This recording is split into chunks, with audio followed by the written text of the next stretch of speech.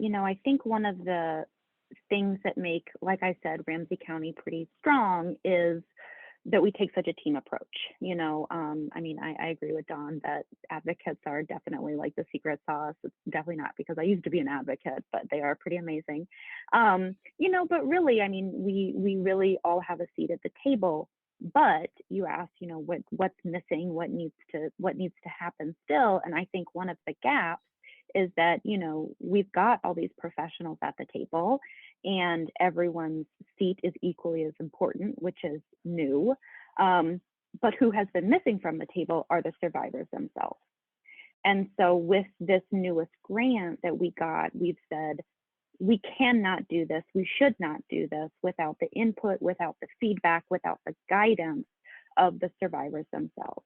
And so that's a really big part of what we're looking to do now, is to fill in that gap and say, we can all talk about how this needs to be better. We can all come up with probably some great ideas of how to improve this process in the system, but that is through our lens. And looking at the people's faces that you see here, you could probably guess it is a primarily white lens. When you look at our groups, there are some professions, there are some disciplines that are pretty diverse. I mean, shout out to SOS.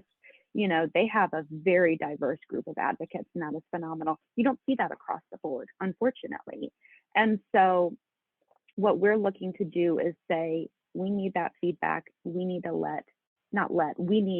we need survivors at the table, and not having them there is doing them a disservice, and it's doing our own work a disservice. And so we are looking to, we're looking into possibly developing like a survivor advisory committee, looking to start doing surveys, looking to do, more like outreach with groups to really find out from specific community groups as well, because everyone's answer is going to be different. How is this system for you? Whether it's a community group that has, they do interact with the police or they don't.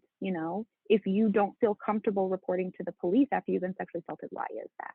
And so we're really looking to do that and break that down by, speaking to the Black community in Ramsey County, speaking to, homeless folks, speaking to all these different underserved groups, and really like get their feedback and invite them to the table where they should have been the whole time. But, we're doing it now, and I'm thankful for that.